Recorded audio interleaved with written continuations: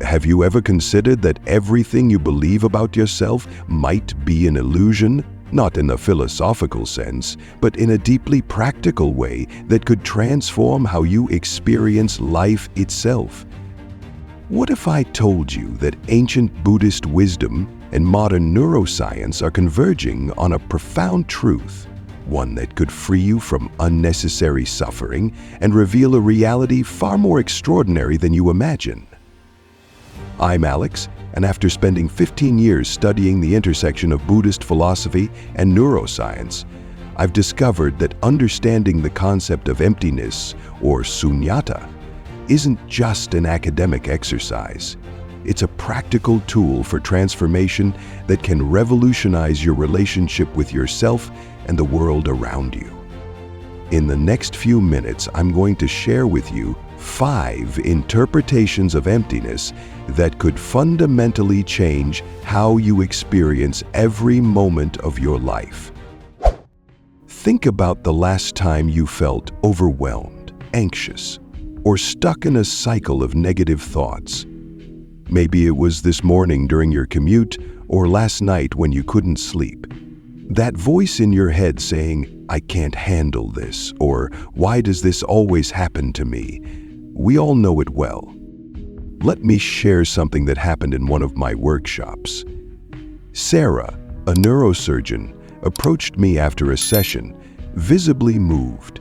She said, "For 20 years, I've been operating on brains, literally holding consciousness in my hands, yet I've never questioned who's actually experiencing all of this."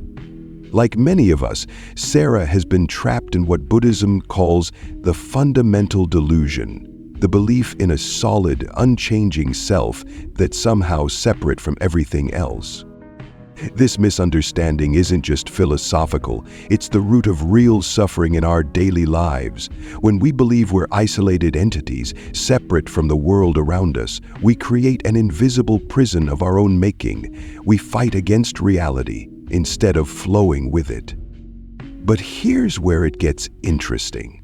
The Buddhist concept of emptiness is often misunderstood as nihilism, the idea that nothing exists or matters. Nothing could be further from the truth. What the Buddha discovered, and what modern neuroscience is now confirming, is something far more revolutionary and liberating. To understand emptiness, let's start with something you're experiencing right now. This video. You see me, hear my voice, and process these ideas. But where exactly is this experience happening? Our immediate answer might be, in my mind or in my consciousness. But what if I told you that 2,500 years ago, the Buddha made a discovery that would challenge everything we believe about consciousness and self? Śūnyatā, or emptiness, isn't about nothingness, it's about fullness. Imagine holding a glass of water. We call it a glass, but what is it really? It's sand, transformed by heat, shaped by human hands, filled with H2O molecules that once fell as rain.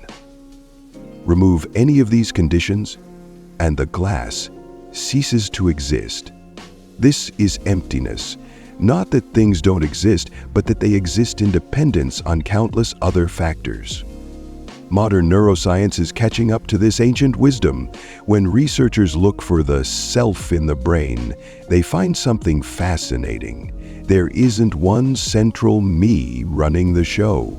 Instead, they find networks of neural activity, constantly changing, like a symphony without a conductor. Hey, if you're finding these insights about emptiness valuable, take a quick moment to hit that like button. It really helps more people discover these transformative Buddhist teachings. And if you're new here, subscribe to join our growing community of mindful explorers, where we blend ancient wisdom with modern neuroscience every week. I'd love to hear your thoughts on this. What aspect of emptiness resonates most with you? Share your reflection in the comments below. Maybe it's the idea of non-self, or perhaps the concept of interdependence. Your perspective might be exactly what another viewer needs to hear. Think of your favorite song. Where exactly is the music? In the vibrating strings? In the air molecules? In your eardrum? In your neural patterns? The truth is, music emerges from the interaction of all these elements. Similarly, what we call self or consciousness emerges from countless interconnected processes. This understanding of emptiness unfolds in 5 profound levels, each offering a deeper insight into the nature of reality and consciousness. From the basic realization that there's no fixed self to the revolutionary understanding of universal interdependence, each level brings us closer to freedom from suffering. And here's the beautiful part. This isn't just theory. Each understanding of emptiness offers practical tools for transforming how we experience life, relationships, and even our greatest challenges. Let's start with the first and most radical interpretation of emptiness: the absence of a fixed, independent self. Close your eyes for a moment, if you're in a safe place to do so. Try to locate yourself. Where exactly are you? In your head? Your heart? Your entire body? This simple exercise often leads to a profound realization. The self we're so convinced of is surprisingly hard to find. The Buddha used a brilliant analogy that's particularly relevant today. Imagine a symphony orchestra. When you hear a beautiful piece of music, where exactly is the music? Is it in the violin strings, the wooden instruments, the air vibrations, the conductor's movements? The answer is both simple and profound. The music emerges from the interaction of all these elements. None of them alone is the music. Similarly, what we call our self is like this symphony. It's not that it doesn't exist, it clearly does, just as music clearly exists, but it exists as a process, a dynamic interaction of various elements, thoughts, sensations, memories, perceptions, all dancing together in constant flux. Modern neuroscience offers fascinating support for this ancient insight. When researchers use fMRI scans to look for the seat of consciousness, they don't find a central experiencer. Instead, they discover networks of neural activity, constantly shifting and reorganizing, just like our symphony orchestra. Here's a practical experiment you can try right now. For the next few breaths, observe your thoughts as they arise. Notice how each thought appears, like a wave in the ocean, and disappears into the next. Can you find the thinker separate from the thoughts? The experiencer separate from the experience? This isn't just philosophical wordplay. Understanding this aspect of emptiness has profound practical implications. When we grasp that our self is more like a verb than a noun, more like dancing than a dancer, something remarkable happens. The grip of anxiety loosens because there's no solid self to protect.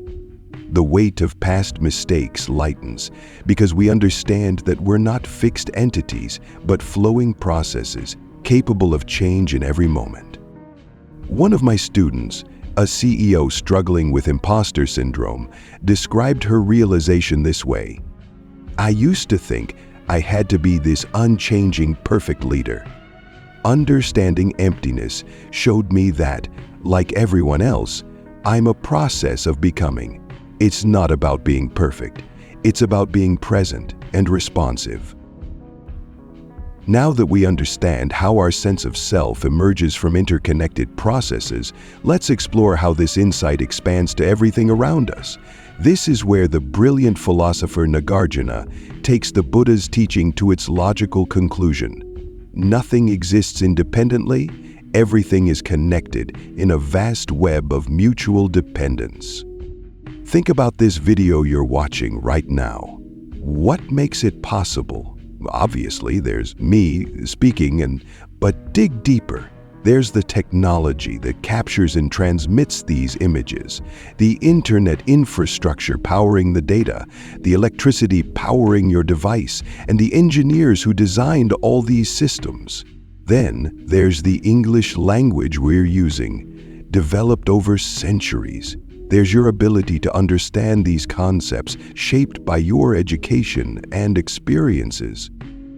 Even more fundamentally, this video exists because of sunlight that traveled 93 million miles to power the plants that became the food that gave energy to everyone involved in this vast chain of creation. Remove any single link, and this moment wouldn't exist exactly as it does. Neuroscience, again, offers fascinating support for this perspective. When researchers study brain function, they've discovered that no single neuron creates a thought or experience. Instead, consciousness emerges from the dynamic interaction of billions of neural connections, each influenced by countless environmental factors. Let me share a practical exercise that can make this real for you. Take any object near you, let's say your phone. Now spend a moment tracing its origins.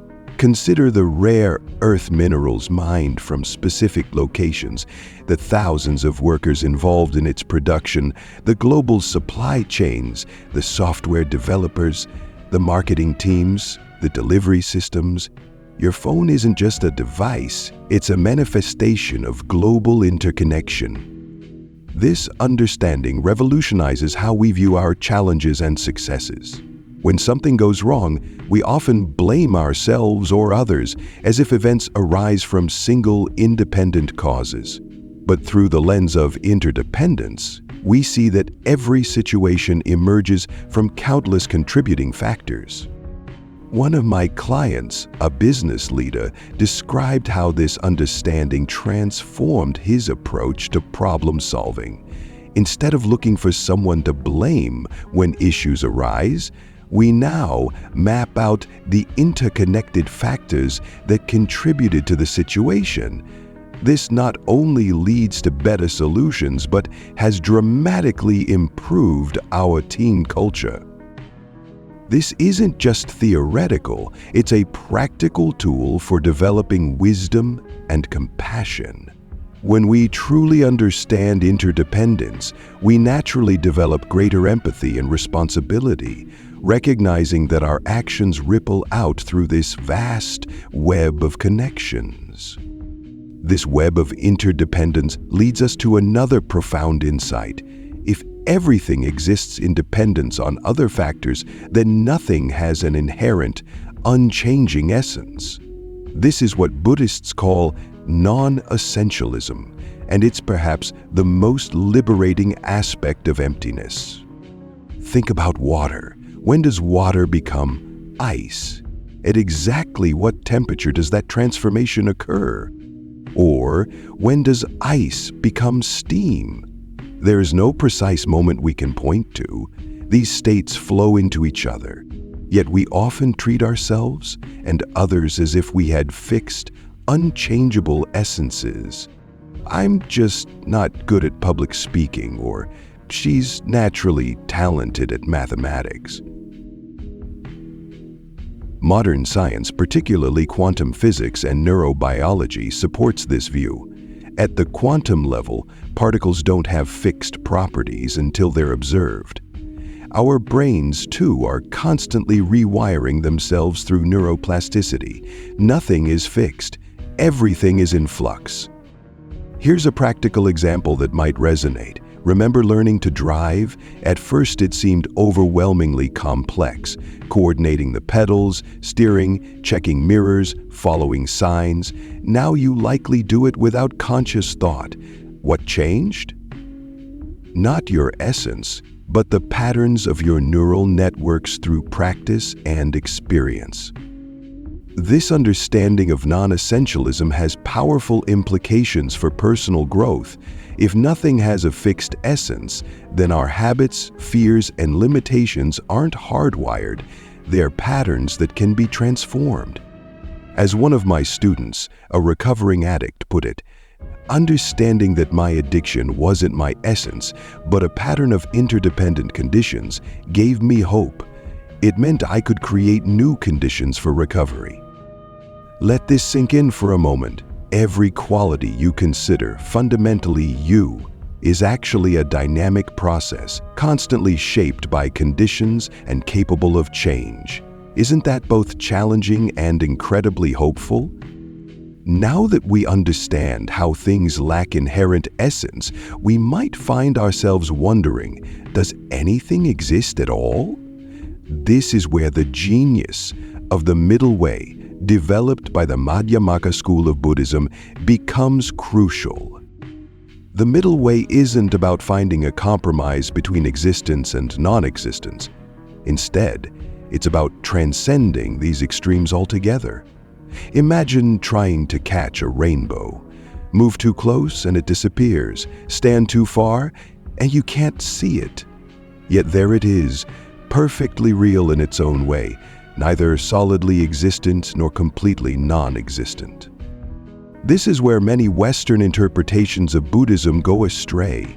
They either fall into nihilism, nothing exists, or eternalism, there must be some ultimate reality. The middle way shows us that both views miss the mark.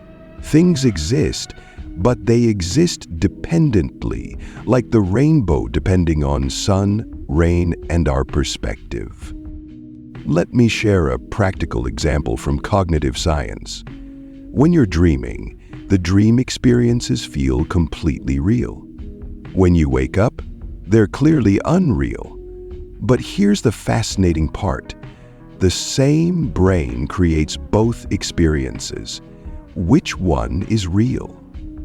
The middle way suggests that both experiences are valid in their own contexts, without needing to be absolutely real or completely illusory. This understanding has profound implications for how we handle life's challenges. Instead of getting caught in rigid views, this is definitely right or that's absolutely wrong, we can maintain a more fluid, contextual understanding. As one meditation teacher puts it, the middle way is like holding your views with open hands rather than clenched fists. Consider how this might transform your approach to conflicts or difficult decisions. Rather than being trapped in extreme positions, you can navigate with both wisdom and flexibility. So how does understanding emptiness lead to the end of suffering? Let's bring everything we've discussed together and see how it creates a path to genuine freedom. Remember the example of our CEO struggling with imposter syndrome, or the recovering addict who found hope in understanding non-essentialism? Their stories point to something profound. Suffering arises when we mistake the temporary for the permanent, the conditional for the absolute. The Buddha's genius was recognizing that our suffering isn't built into the nature of reality. It's optional. It comes from our misunderstanding of how things actually exist. When we grasp at a solid self, we create anxiety. When we see success or failure as inherent qualities, we create stress. When we believe our emotions are permanent states rather than passing experiences, we create unnecessary pain. But here's where the practical power of emptiness reveals itself. If everything is empty of inherent existence, that means everything is full of potential. Your anxiety isn't a solid thing, it's a pattern of interdependent conditions that can be worked with. Your challenges aren't fixed obstacles, they're fluid situations that can transform as conditions change. Let me share a simple practice that can make this real.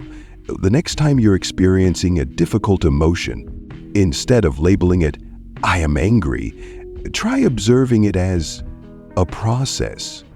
There is anger arising. Notice how this subtle shift changes your relationship with the experience. One of my students described this transformation beautifully. Understanding emptiness didn't make my problems disappear. It gave me space around them. It's like the difference between being caught in a storm and watching it pass through a clear sky. This is true liberation, not an escape from reality, but a deeper engagement with it. When we understand emptiness, we stop fighting against the natural flow of experience and start dancing with it. As we come to the end of our exploration of emptiness, let's take a moment to reflect on the journey we've taken together. We've moved from understanding the illusion of a fixed self to seeing the vast web of interdependence that creates our reality. We've discovered how non-essentialism opens the door to genuine change, and how the middle way provides a practical path forward. But understanding emptiness intellectually isn't enough. Its true power emerges through practice. Here are 3 simple ways you can begin integrating these insights into your daily life. First, start each morning with a brief reflection on interdependence. Notice how countless conditions have come together to create this moment. Second, practice observing your experiences without immediately labeling them as me or mine. Watch how thoughts and emotions arise and pass like clouds in the sky. Third, when facing challenges, remember the principle of non-essentialism. Nothing is fixed. Everything can transform under the right conditions. Remember, emptiness isn't about becoming nothing, it's about opening to everything. As the great Zen master Dogen said, to study the self is to forget the self. To forget the self is to be enlightened by all things. As we conclude our exploration of emptiness, I want to thank you for taking this journey with me today. Understanding Śūnyatā is like opening a door to a new way of experiencing life. And by watching until the end, you've already taken the first step through that door. If these insights about emptiness and interdependence resonated with you, please take a moment to like this video. It helps more people discover these transformative teachings. And if you're not subscribed yet, join our mindful community by hitting that subscribe button. Every week we explore how ancient Buddhist wisdom and modern neuroscience can transform our daily lives. I'm genuinely curious about your thoughts on emptiness. Which of the 5 interpretations we discussed today spoke to you the most? Share your insights in the comments below. I personally read and respond to every comment, and your perspective might be exactly what another viewer needs to hear. And if you know someone who's been struggling with anxiety, self-doubt, or just searching for a deeper understanding of life, please share this video with them. Remember, in the web of interdependence, even a simple share can create ripples of positive change. Until next time, remember, understanding emptiness isn't about becoming nothing, it's about opening to everything. Thank you for being part of this journey. See you in our next exploration of mind and consciousness.